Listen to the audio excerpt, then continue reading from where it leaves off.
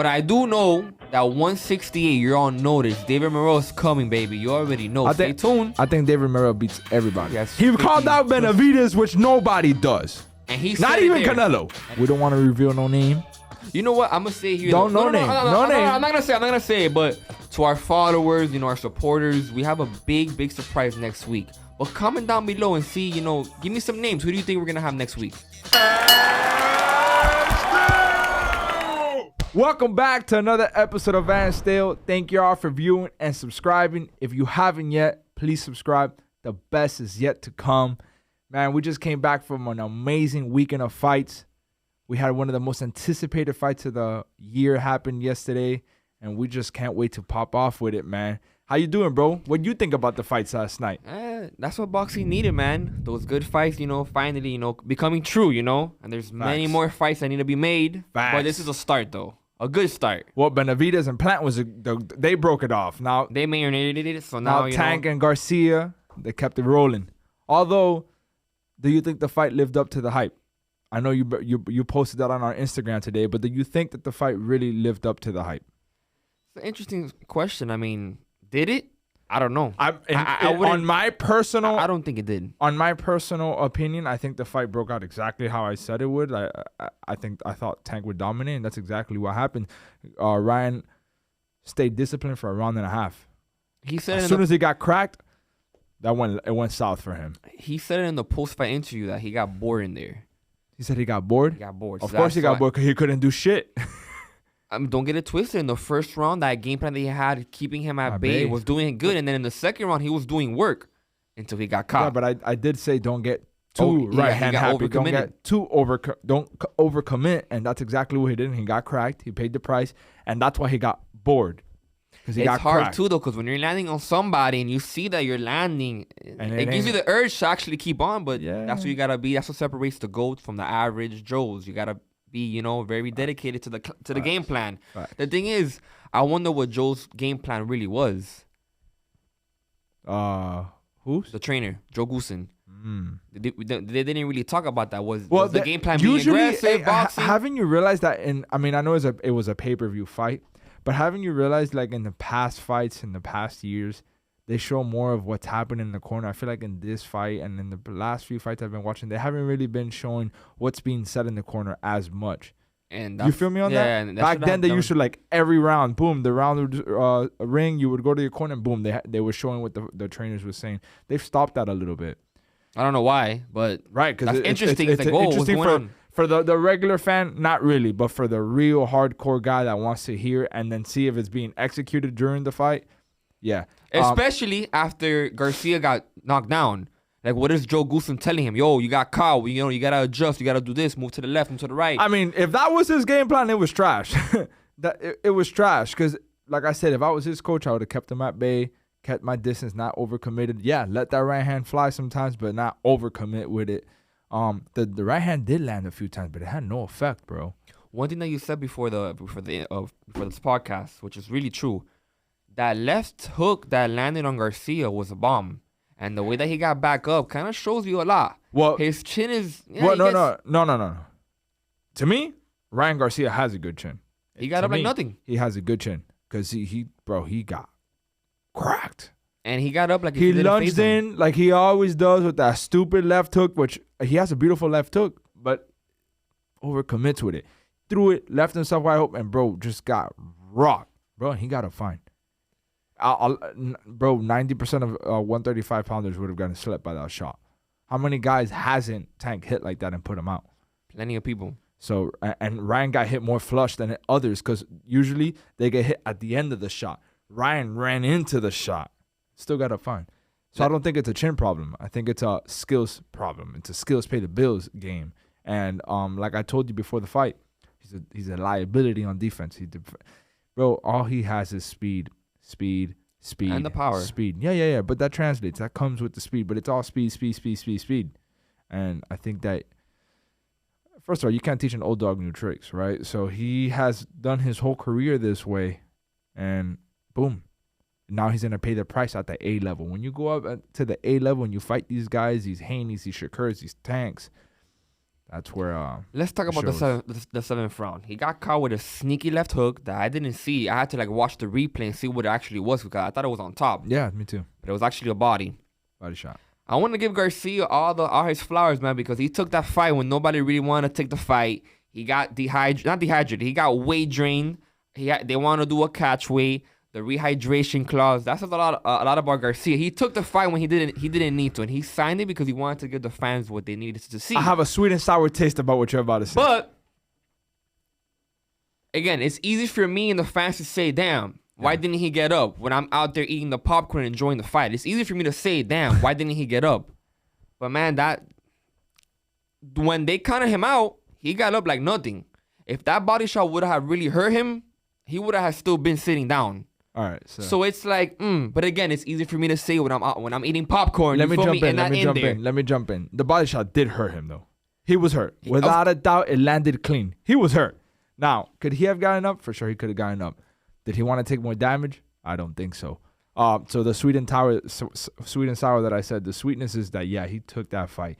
He agreed to the rehydration clause. He signed the dotted line when he didn't have to accept all those, things that they put in the contract. However, during the fight, he was game round 1, round 2. After that, he was kind of a lackluster. Round 6, he had a lackluster performance. Round 6, he landed a few clean right hands.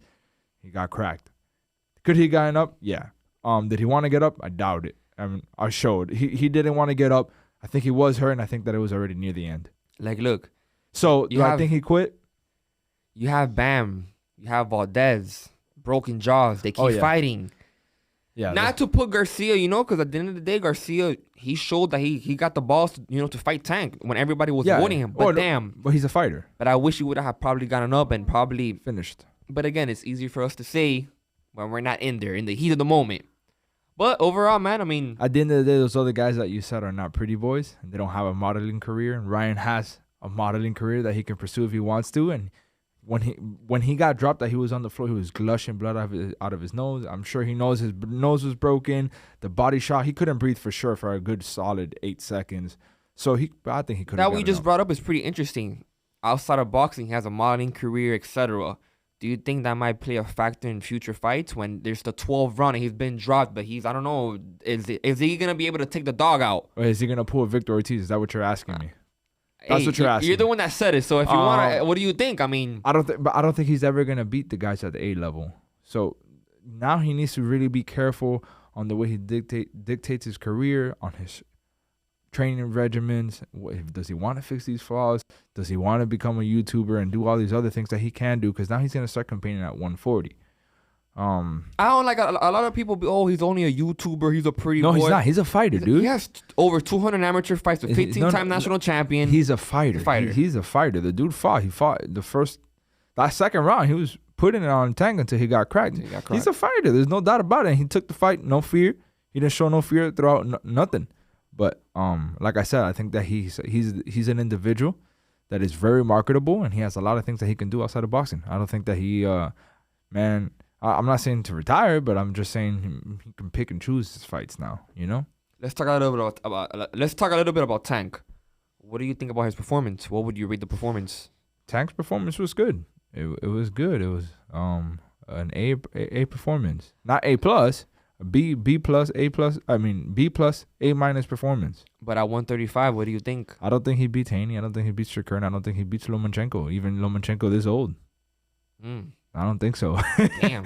That's just me. A Tank cracks though. He can sleep Haney. He can sleep them guys if he lands it. The thing is he gonna land it? I think he takes Lomachenko now. Yeah. Fuck no. Yeah. No. Well, we gotta see how Lomachenko fights we gotta see. Haney. We gotta see because his last performance with Ortiz was kind of whack. Not whack, but it wasn't him prime Loma. So yeah, we gotta see. But I think those styles are gonna clash even better. That's like a style makes. If fights, Dougie was sitting here right now, he'd be like, "Yeah, Tank will sleep Lomachenko." He's a Lomachenko hater. But nah, I think Lomachenko has more skills in the book than Tank does. But I do think Tank cracks more. So but Lomachenko has this issue now where he's such a talented boxer, but he's going against these big 135ers like Haney, and Ortiz was also very big. Tank ain't very Isn't big. that big. So it'll be interesting. It's a good fight. It's an interesting fight to watch. And the styles. The power matchup, Tank has that. You know, Tank has that pop. He's also a skillful fighter, as we saw yesterday. But I think Loma has a little bit more tools in the toolbox. What do you think about a fight at 140 for Ryan Garcia and Tank? I think that down the line in the future. That's what Garcia was vouching for. Yeah, but I heard it. I don't know what's gonna happen. But I still think Tank beats Tank. him. Yeah, I think Tank is a good fighter. I think Tank is a very good fighter. I don't think Ryan is a very good fighter. I think Ryan is a good fighter. Not to give not to take the credit from Tank, but him, weight draining Garcia. Yeah, that was whack. That was whack, but that's not only Tank too, though. That's his team. That's his managers. They're always gonna try to look out for their fighter. But that's their job. That played I'm not gonna say a big role, but it played a significant role. It was whack. It was whack. What Tank could have done that is respectable is, hey, I'm a 135 pounder. I don't do no catch weights. You want to fight me in my weight class, 135, no rehydration clause, but you got to come down to 35. Yeah, but I've been fair. That's respectable because at the end of the day, he is the smaller man, and that is his weight class. He campaigns at 35, not 36. So that I respect. The rehydration clause was whack. And people say, oh, he's following the Mayweather route. I can't say that because Mayweather fought Cotto at 154. Yeah. No hydration clause whatsoever. Mm-hmm. And look at that was a great fight. Yeah. That was a really good fight. Facts. But again, and Cotto at his fucking prime. But there was no rehydration clause in that catch weight with Mayweather and Canelo, and it was at 152. I mean, there was a catch weight, there was no rehydration clause. So that's my thing. If Tank would have done it at 136, that's fine, but no rehydration clause. You know what I mean?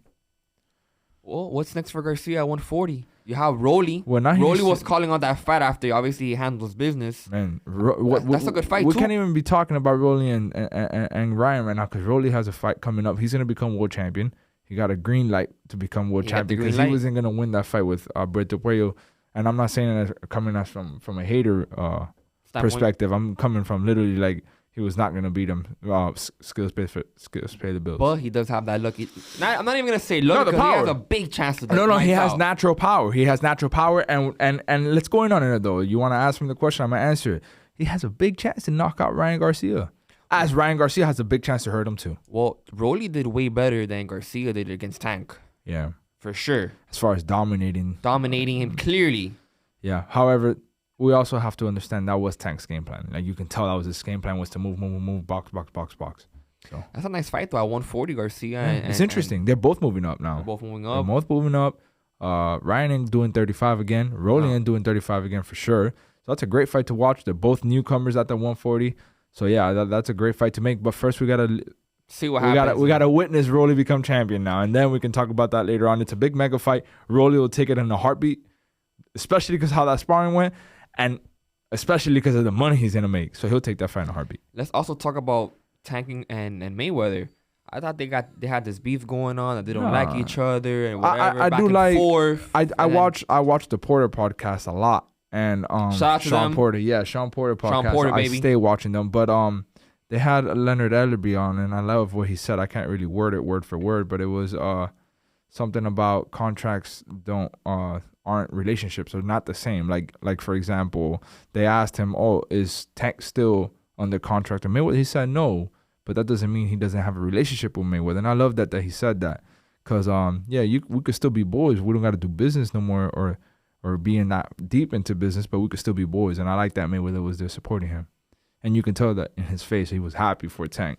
It was like real love. It wasn't like no. Yeah, it was fake. love. It was love. It was cool. It was cool. It was cool. Another thing though, since we're talking about the Porter podcast, man, Ant says something on the podcast that was crazy to me. Did you see that? What did he say?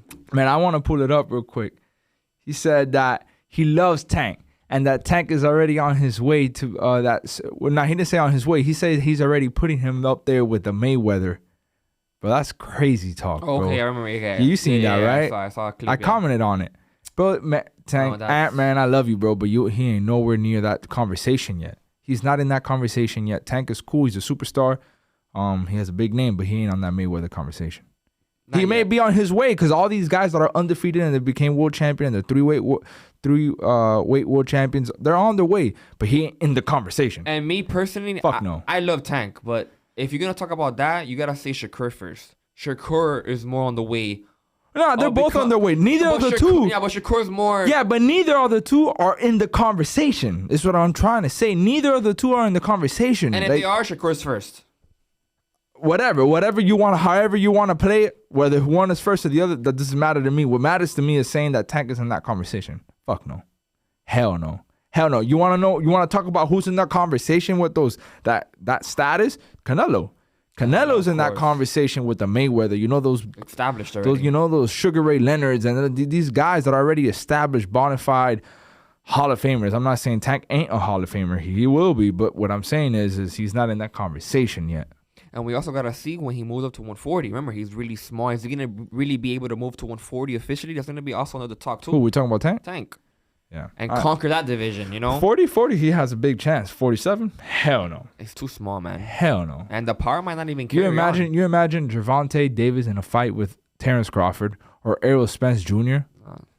And he's already 28. He's only getting older. Yeah. It's not like he's 23 and he still has... It was up with Charlo, man, betting 10 racks on Garcia. That was a crazy bet. Yeah, he's got some. I guess You was trying to bet money on Garcia, man. You crazy, bro. Man, I went based off the, the height, the reach, but and everything, the actual power as well that he was going to carry. He does have power. He still has power. And Tank lunges in a lot too, man. Sure. So I thought, and Joe Goosen, a great Hall of Famer trainer, but I don't know what the game plan is. I don't know what it was. I thought it was going to be to stay on the outside and box, but clearly it wasn't that. When we make predictions, we just got to go based off of the facts. And we've never really seen Ryan be this boxer, where it just depends on a jab and keeps the fight clean and is disciplined throughout the fight, defensively responsible. We've never seen that. So we got to go based off of the facts, and the facts are that Tank is a more complete fighter than Ryan.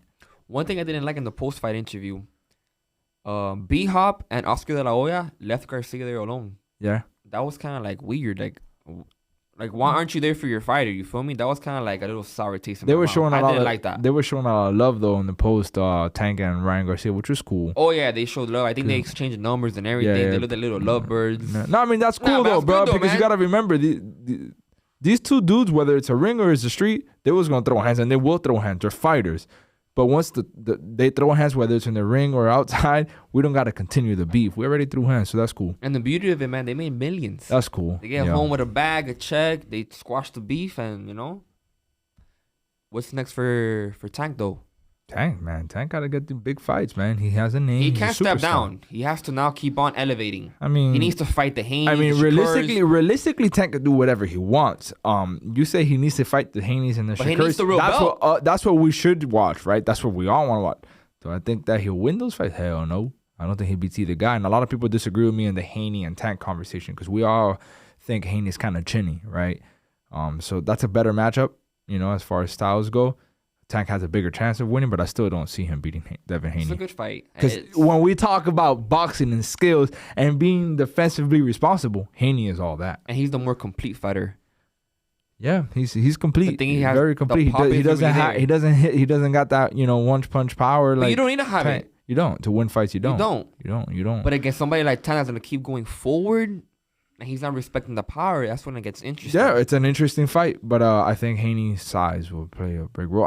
Although, man, I don't think Haney's going to stay at 35 for too long, especially with Shakur now in the neighborhood. He might move up to 140. I don't think Haney fears nobody. Of course not. I don't think Haney feels Shakur or Tank. I'm just saying he has a tough time cutting into 35, and now we have one of the, like you said, on the way, Shakur. Shakur is a bigger problem. I think Shakur wipes them all out. I think Shakur is the man. Shakur, man. Show us some love, baby. Come to our podcast, man. We've been dying to have you. For sure. And Shakur's cool as shit. He reposted our shit. So yeah, shout out to Shakur. He's the top dog at 135. You're hearing here from And Still Podcast, from Nelson and Andrew. Yo, facts. No, Shakur is the top dog at 35. No question. And even to all my other homies at 135, we have a lot of friends at 135. We don't say this with no disrespect. You have Luis Melendez. You have a whole bunch. Well, Melendez is at 30. He's at 30. But, no, he's at 130. But at 135, Shakur to me is the top dog. I think he will conquer that weight class and take all them belts. I think he'll unify and become undisputed. Let's see what happens. No, you know. But something that I want to talk about. Somebody I want to talk about, man. The co-main event of last night, bro. One of my favorite fighters coming up. I've said it on the podcast on live before. I think David Morrell is Well, he's my favorite coming up right 168, baby. You're on notice. Yeah, 168, facts. You're on notice. Facts. David Morrell, baby. Facts. And there's a lot of guys at 168 that we like. You know? Of course, yeah. I think Morrell with a few more fights, I think he beats them all. Except maybe Canelo. No, not maybe. Except right now, he can't beat Canelo, in my opinion. Maybe down the line. But what I do know, that 168, you're on notice. David Morrell's coming, baby. You already know. Stay tuned. I think David Morrell beats everybody. Everybody other than Canelo. And I'm saying this from a respect standpoint. You know, Canelo has earned his flowers, like you like to say. You know? And the experience, too. He called out Benavidez, which nobody does. And he's not even Canelo. Not even Canelo. Not even Canelo. Kind of, and I love Canelo, but he kind of goes under the bush. Oh, you know, I'm stay back. Not from a scary standpoint, but more from like a business standpoint, being smart, being calculated. You know, and he's earned that. But Morrell, baby, I think Morrell beats Benavidez. Man, comment down below. Who do you got, man? If David Benvidez fights David Morrell, who you picking? Who you rocking with? You're going to hear it first from me. I'm picking, you already know. David Morrell, Cuida, you already know. Andrew, who do you got? No, I got David Morrell. What do you think? A UD stoppage? What you think? No. I think he stops him. Oof, like that? Yeah, I think he stops him. Me too, baby. But I think he stops him late. Like how he did with the Russian dude or Kazakh dude that he put in a coma. Like talking about that, I thought it was gonna be 2 comas back to back, bro. I wonder, like, mentally though, does it affect him low key? Like, damn, hey, you never know though. If it affected him, he would have not came out like he did last night and put his ass to sleep in a minute. That's true too, bro. He's dangerous. But let's talk about David Morrell. You know, he's our guy and whatnot, but we still gotta talk about him. What do you think about him defensively? I think that we can't judge his defense off of last night. It was only 1 round. He did get clogged with a few clean shots. He didn't even really get clogged, but he got touched because you could see that he had a little lump under his eye. I think it was like a solid jab that Falcao landed. We gotta remember those are 10-ounce leather gloves, man. And we also have to understand too that Falcao has a huge amateur pedigree. He may not have been. He hasn't succeeded in the pro game, but he has succeeded, but to that A level. But he does have a big amateur pedigree. So him slipping a jab and landing a left hand and landing a solid jab on Morrell is something you can really take off on. This also can be a curse or a blessing. Yesterday, only 1 round. It can be a blessing because he's not killing his body. Mm-hmm. It can be a cursing. He's not really getting those rounds in. Well, no, I think in my opinion, I think it's more of a curse. I would have rather to see Morrell get rounds in, especially that he ain't starching Benavidez in 1. I think he stops Benavidez, but I don't think he started him in 1. So I wish he would have gotten them rounds in so it can really prepare him for Benavidez. Although Benavidez is an orthodox, this dude's a southpaw, but still, getting them rounds in will always help, would always improve your game. But realistically, though, do you think that fight happens next? No. So what's next for David Morrell? I don't know. Something else. I don't think it's Benavidez next, I'll tell you that much, but I do think the fight happens. I don't think Benavidez is ducking and dodging nobody. He's not. And I don't think Morrell is ducking and dodging nobody. So I think the fight happens, just not next. And the thing is that David Morrell, and we gotta keep it a buck too. David Morrell only has 9 fights. 9 professional fights, 8 knockouts. So we gotta, I think his team. But it's a legit fight that needs to happen, and they're both skill wise, like it's there to be made. Yeah. So facts. Why can't David Benvidez give him a chance? Just how he's calling for Canelo to give him the chance. That's a fight that people want to see. Hey, let's talk about the power though that Morrell carries, man. Is he the most powerful? Is he the most powerful Cuban overall?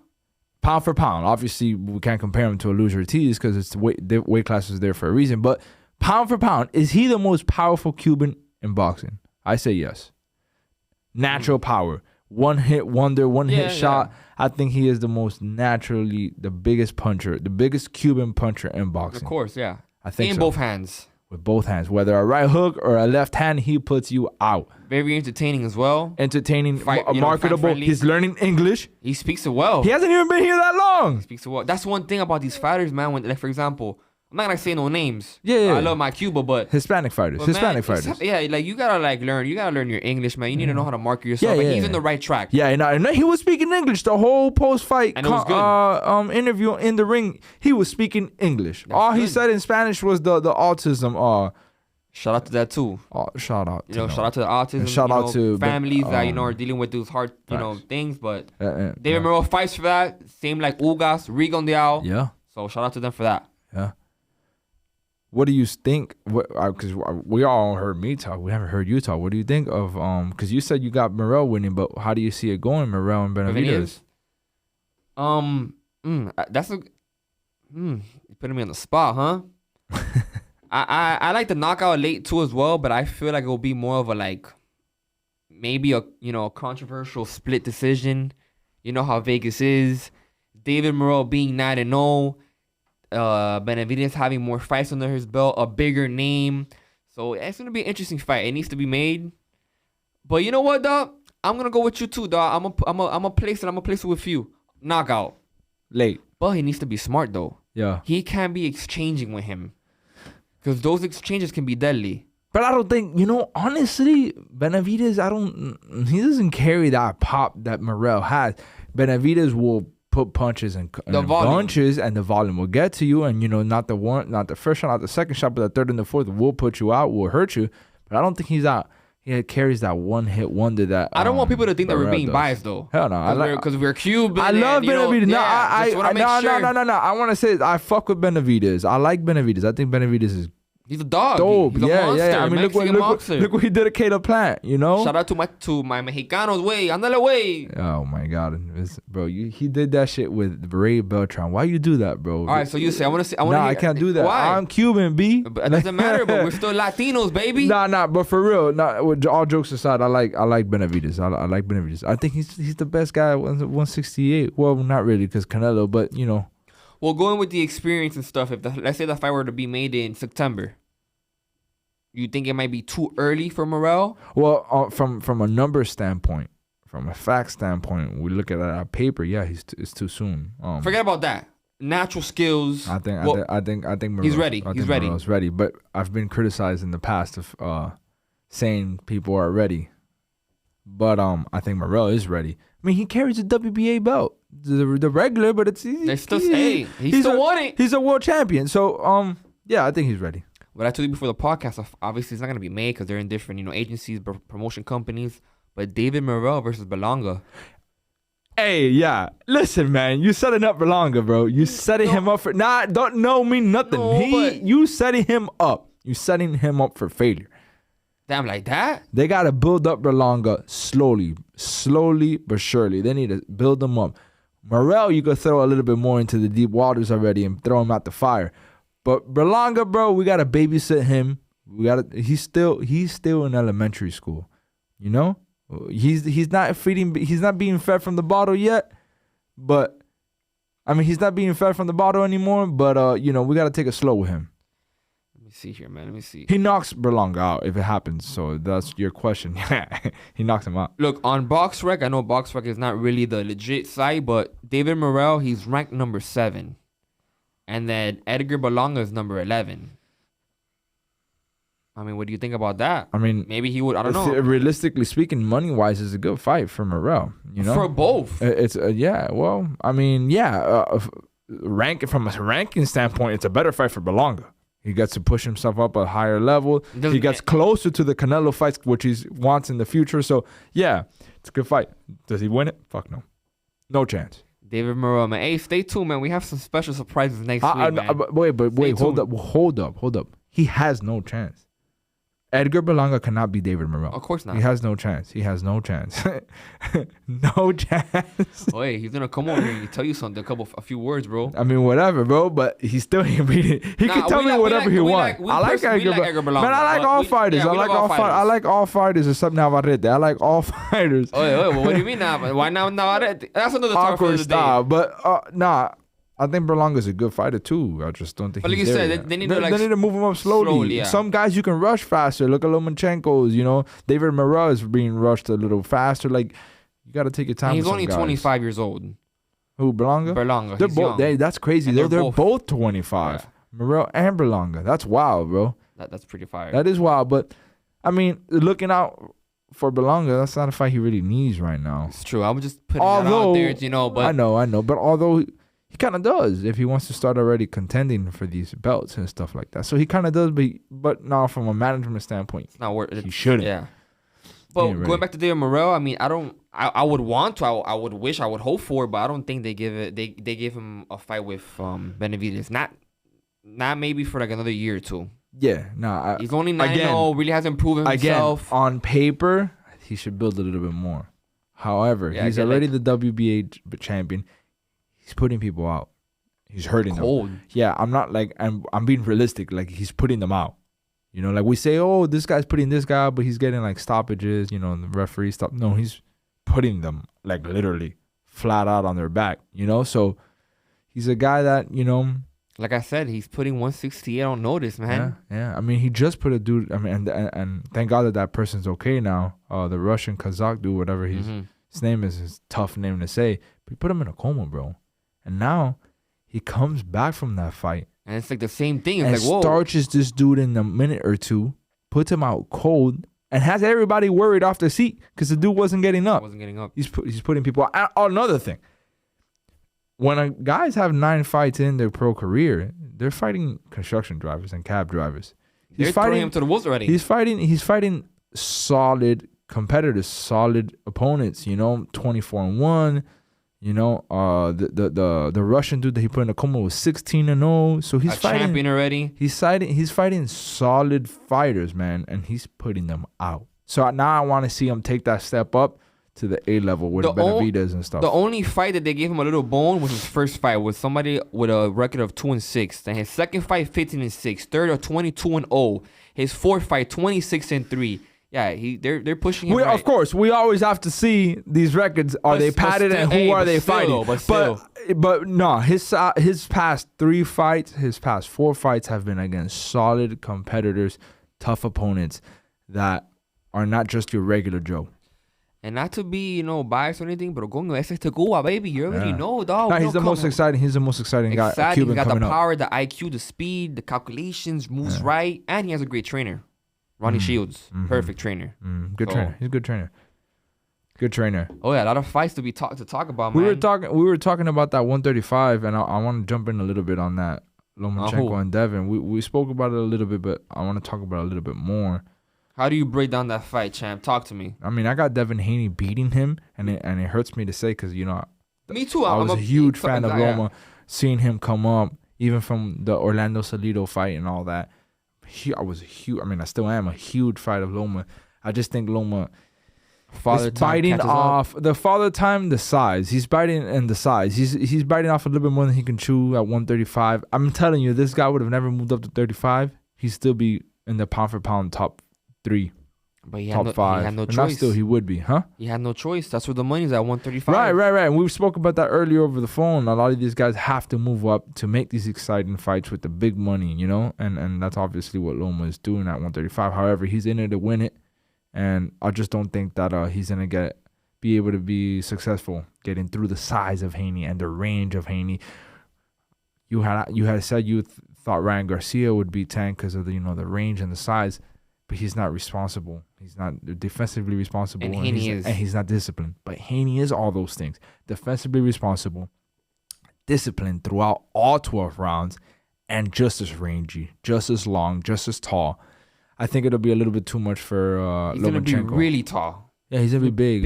He's going to be a little bigger. But the thing is, Haney is responsible. That's it. Discipline.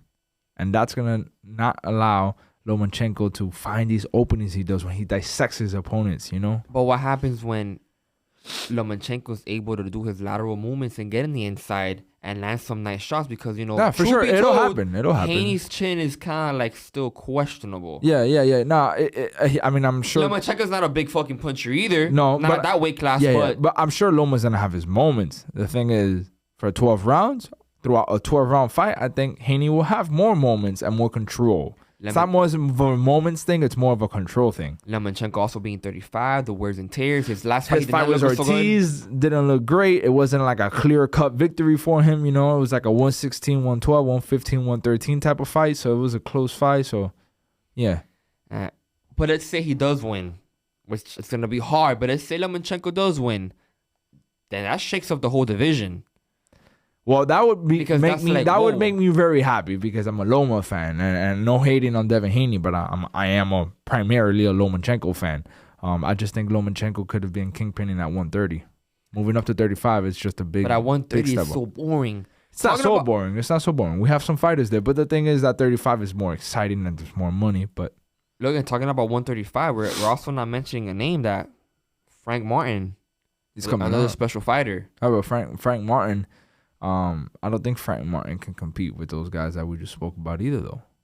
I don't think he beats a Lomachenko or Devin Haney or Shakur. Not even a Keyshawn Davis. Coming up too. I think Keyshawn Davis beats Frank Martin, which is it's the topic, it's the conversation, because they're the two younger prospects coming up at 135 that everybody's talking about. I got Keyshawn Davis beating Frank Martin.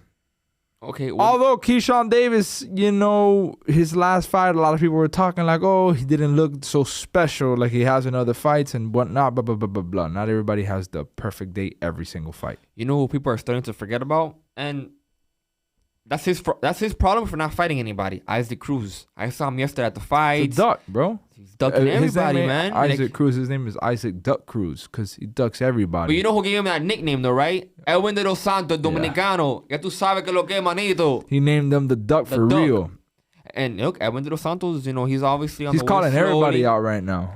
The thing about him, I guess the fights aren't there. Like, his record is really not there up to par. The money-wise. And his management team, they got to do a better job with him, man. Getting him these fights and all this. But whatever. Well, now that we're talking about him, he knocked out Rayo. We haven't talked about that fight, Rayo and Chris Colbert. Rayo won that fight. It was a close fight. It already happened like a month ago, like 3 weeks ago. 2 weeks ago. Well, what I recollect, I think he won, man. Yeah, it was a close fight. He had the stronger shots landed, the cleaner, more effective shots. Yeah, but it was a close fight. I think he landed the more powerful, bigger shots, the more meaningful shots. However, Colbert was peppering him with the jab and keeping some distance and all that. I still think Rayo should have edged it. Chris, I feel like Chris should move down to 130 though. He has no Colbert? Reason. Yeah, Chris Colbert. He at 135, he's too small. His pop what did we just say right now about 30 guys moving to 35? They're chasing for the money fights and the big fame fights and the big pay-per-view fights. That's what they're doing. Man, well, you can't. Maybe he also is having trouble making 130 and all that. We don't know. We're not in his camp, but you never know. What? Whatever. He doesn't. I mean, if what you're trying to take out of my mouth is that what happens if he competes with these guys at 135? No, I mean, he doesn't. Obviously, yeah. People know what's up. And there was talk of Chris Colbert and Shakur Stevenson going at it like a year or two ago. Not 2 years ago. Yeah, there was. No, they were going back and forth on IG and whatnot. Man, Shakur would put him out. Shakur's he's that man. He's special. Man. He's special. And yo, we're talking about fights and upsets and shit. Yo, how about Zhang and Joe Joyce, bro? Let's not bring that up right now. Yo, that fight was so disappointing from a Joe Joyce aspect, bro. Like, what happened? He didn't show up. Like, what happened to him? Well, he did show up. An old man version of him showed up, bro. Bro, his punches. I mean, he's always been a telegraphic fighter, slow, but his hands have always been heavy, like a George Foreman resemblance type of thing. But I didn't see no George Foreman. I saw an old man. And talking about old man, Zhang being 39, which is actually older, the old man. a year older, right? He's a year older. Was actually the more fresher fighter, landing the bigger shots, hurting him, closing his eyes shut. That was a nasty. I don't know if he broke his bone or something. I'm not too sure. I don't know, but I know he closed the eye. He closed it up real nice, and I don't know. I was pretty disappointed. I was disappointed, but I was always iffy. That's the word. I was always iffy of Joe Joyce because he lacked in a lot of technical parts and fundamentals of his game. But I always leaned on he's a modern George Foreman with the heavy hands, so he has that going for him, especially in the heavyweight division. I didn't see that. And I think that his career will go downwards from now on. Oh yeah, that's it. And that's crazy, man. Because it was that bad of a performance in the 6th round, man. So what's next for Zhang, man? Like, that was a big upset. Yo, man. What you mean? Zhang is gonna get these big fights now, man. Zhang just upset a big contender. And I think now he's gonna get some big fights. He's calling out for Tyson Fury. He don't beat Tyson Fury, but he's calling it out. If he gets it, he gets money. Yeah, that's where Zhang stands. He's 39 years old, so he needs to call for these big fights, get these big money fights before he calls it a career. We gotta talk about Philip though.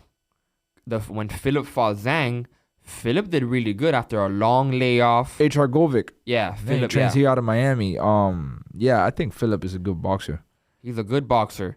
Really good boxer. Let me see here. I'm trying to look for something here. Philip is another one that I mean, I would like to see that rematch happen because Philip, from what I've heard from his trainer, Pedro Diaz and other people, he really wasn't at his best anyway. Although he won the fight and convincingly, it wasn't his best. And maybe Zhang didn't have his best night either. So I would like to see a rematch between those two guys. But you see, I feel like Zhang already surpassed him though, unfortunately. After having this big upset against Joe Joyce, there's no... I think him fighting Philip, unfortunately, will kind of like... There's no need for that. Now he needs to chase the bigger fight. No, for sure. On a Zhang standpoint, exactly. Yeah. Yeah, but I think, if I'm not mistaken, I would have to check it out on my computer. The rematch or something? The rematch? I think Philip is higher on the rankings anyway.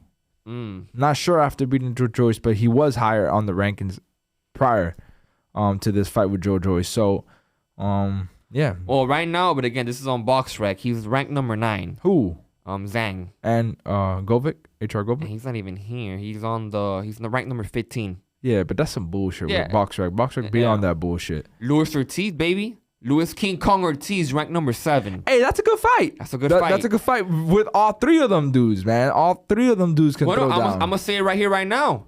Why not? Luis Ortiz versus Zhang. They're both grandpas, right? And they're both southpaws. What's up? Cuba versus China. You already know. One's 39 and Luis Ortiz is 43, 44. So that's a good fight. It's a good fight. The grandpa fight. Let's make it happen. Good money to be made, and it's a good entertaining fight. They're both going to come and bang. Let's clip this shit. Hell yeah, baby. Let's clip it. Luis Ortiz, Bobby, King Kong. You already know we rocking with you, baby. Facts. I'm rocking with him. He with knows, anybody. baby. Come on, anybody. man. Cuba, baby. And I'm gonna say it right now, man. I'm gonna say it right now. If Ortiz was raised here in the States and would have had his career 10 years younger in the pro game and all that, right now he'd be undisputed at heavyweight. Facts.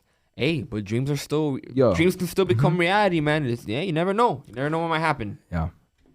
But Zhang is calling for Tyson Fury. He don't beat no Tyson Fury. I thought Zhang was calling him right now. I was like, yo, he's calling him right now. What the fuck? Nah. It ain't now that we're talking about the heavyweight division, though, I like Tyson Fury, but I think he's being toxic to the weight division. I think he's being toxic like Spence and Crawford are being toxic. I think he's being... bro. I don't know what's up with these dudes. They get so grimy over a few M's, yo. Like, you already have 100 M, 50 M, 30 M's. Like, yo, let's make these fights happen, not only for you and your legacy, but for the fans that are paying to watch you fight, you know?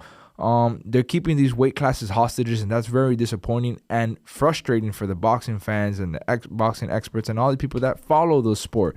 I want to see Tyson Fury fight Alexander Usyk. I want to see Terrence Crawford fight Errol Spence Jr. And let's stop with the pointing fingers. It's he, she, he, say, or his fault, her fault. Nah, man. Let's make the fight happen, whatever it takes.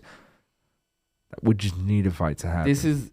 Then this goes back. I mean, I'm boxing all the way, but then this goes to like, damn, is MMA, UFC actually better? But the UFC, they're fighting the the UFC is all under one promotion, so they handle everything. They make the top fights happen, right? Whereas boxing has this promoter, that promoter, this manager, that manager, this sanctioning body, that sanctioning body, the sanctioning bodies, all this that separates it from being an actual sport to being a business. And the greed, everybody wants, because everybody is on their own side of the street, like they like to say, bringing their guys and making the business happening, and they're forgetting that this is a fucking sport.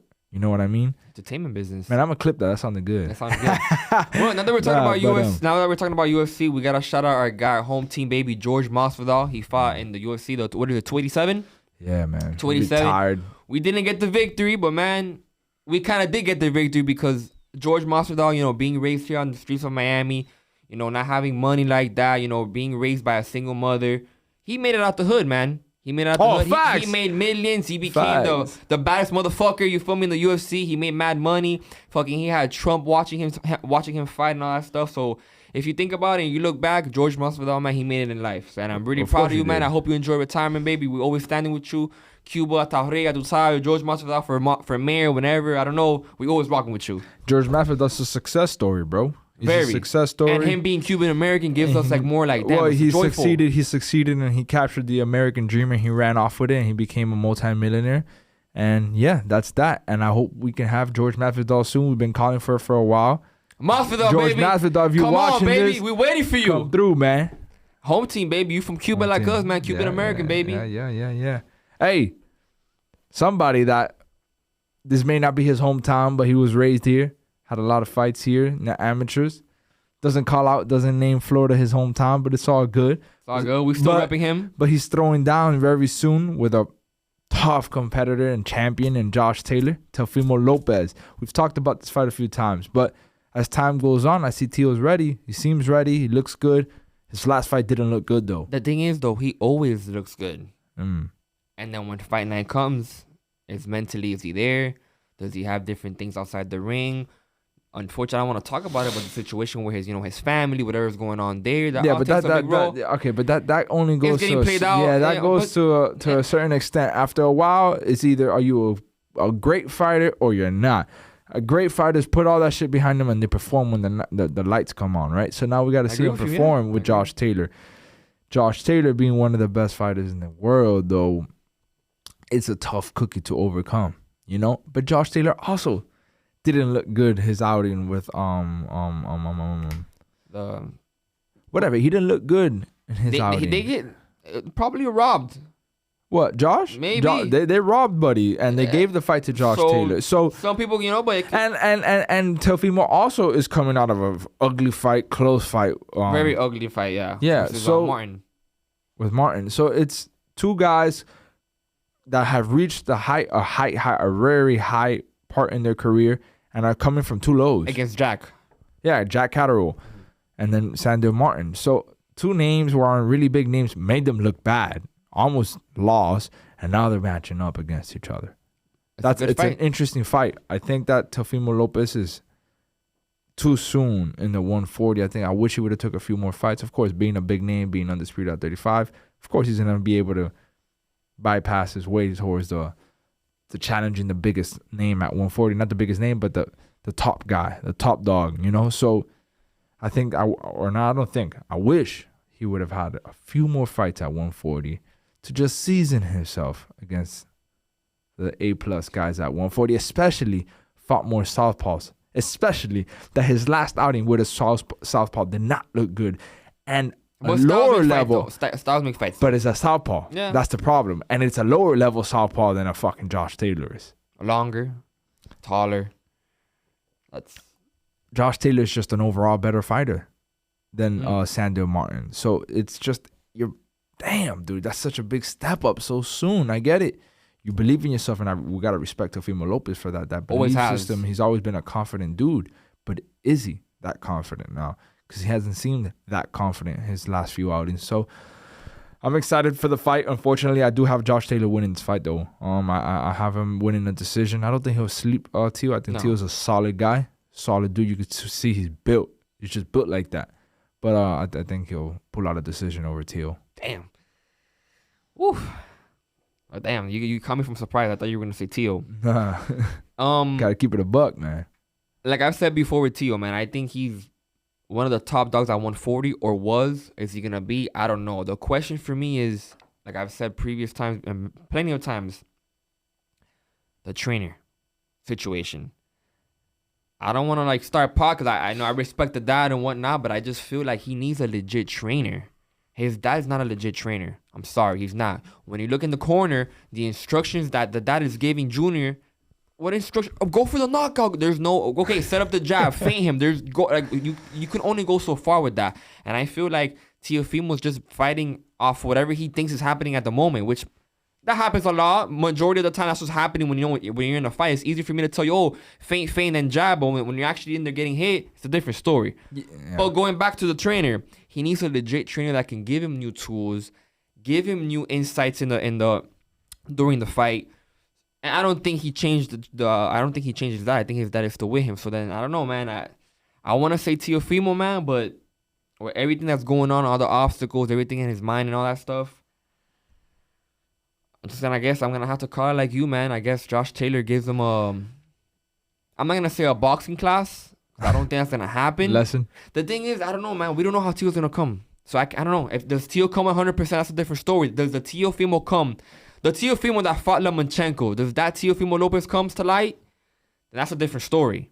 My problem is that So we just said that him with the excuses of family, that's getting played out. That's it. A great fighter puts all that behind him. I don't want to say it's getting played out either, but this also goes with the trainer thing that you're talking about. Toxic in the two. No. But the excuses get played out. It's not what's happening that gets played out. It's excuses that get played out. A great fighter figures it out, man. That or not, whatever coach it is, I get it. It does influence, but. A lot to it. Doesn't matter. Though, but he needs to, as a champion, as a great fighter, if he's a great fighter, he needs to make it work with his dad or whatever. So it's all getting played out. It's fight night coming, whether it's his dad or it's another trainer. He needs to perform. You know what I mean? And another thing, you said something that's pretty clear in my mind that we have spoke about before. Teo does seem like he's acting off of just the moment. When he's fighting, he's figuring it out himself in there, right? But great fighters adapt, you know? Like a Mayweather. Fought all these giants in different styles and was always adapting. Is Teofimo Lopez great? Can he adapt to these tough waters, to these deep waters? Can he adapt to these new styles, new weight class? Is he an adaptive type of fighter that can adapt like these greats do? I don't know. The answers will be answered against Josh Taylor. Well, when you say Mayweather, you got to think about Roger Mayweather, Floyd Mayweather Sr., great fundamental coaches. Yeah. Not even coaches, they're teachers. It's different, bro. He's learning from teachers opposed to Teofimo Lopez. Who is he learning from? Unfortunately, his dad with him have been going up the ranks together.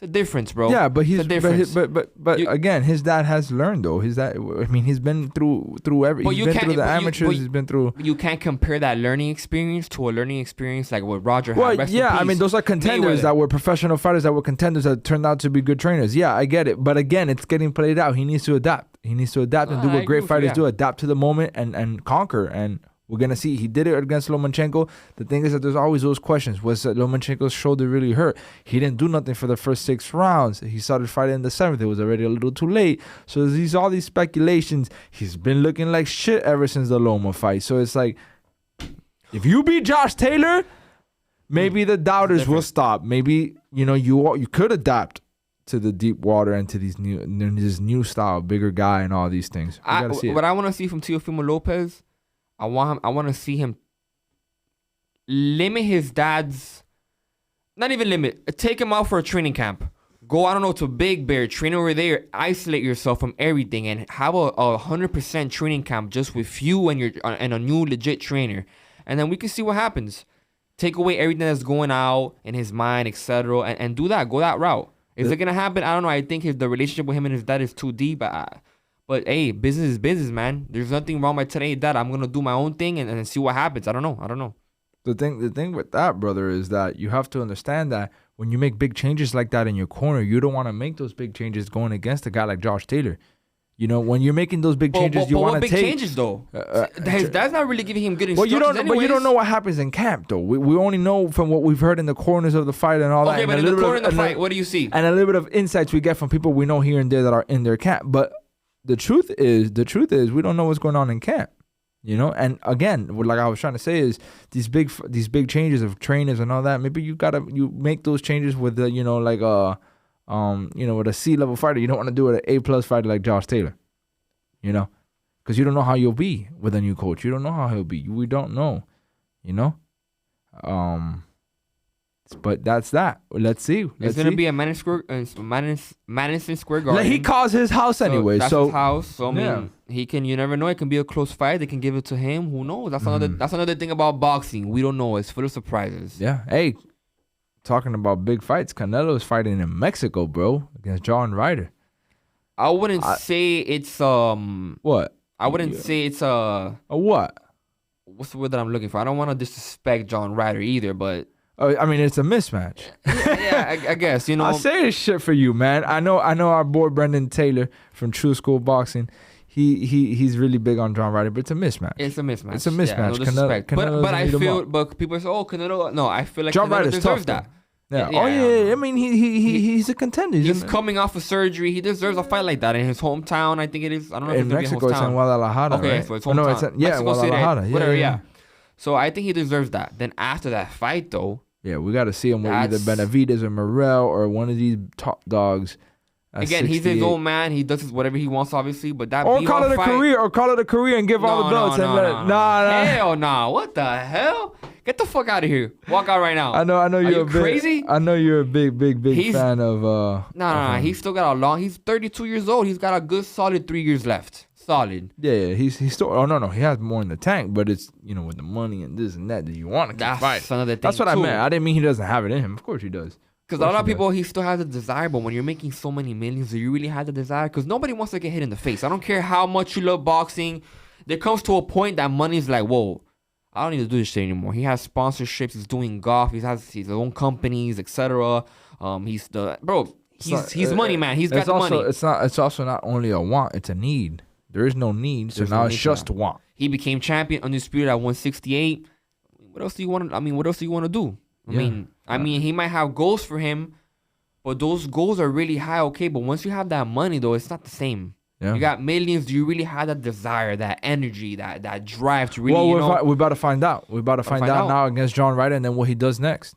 Did you see, by the way, I wanted to bring this up real quick. Did you see that Nate Diaz just choked some dude out? Put him out, put him to sleep. I saw it on Twitter, but I haven't seen it. That's another fact that we got to talk about. Jake Paul. I'm going to call it here, guys. I mean, people might go, oh, you're crazy, but I'm going to call it here how it is. Jake Paul knocks out Nate Diaz. Yeah, I say it here. Yeah, I don't think he knocks him out. I think he beats him in a decision, though. I think he knocks him out. No, he's going to knock him out. No, I think he's going to beat him in a decision. I think he does beat Nate Diaz, though, because... Man, Nate Diaz, he's a stud. Sports for a reason. I don't want to hear none of this. I don't want to hear none of this bullshit about that he be sparring Andre Ward and this. No, in a street fight is different. In a street fight, he'll kill Jake Paul. Yeah, he'll choke him out. But we're not talking about sparring. We're talking about fighting. He's never been in a ring, in a professional boxing fight, and this is gonna be.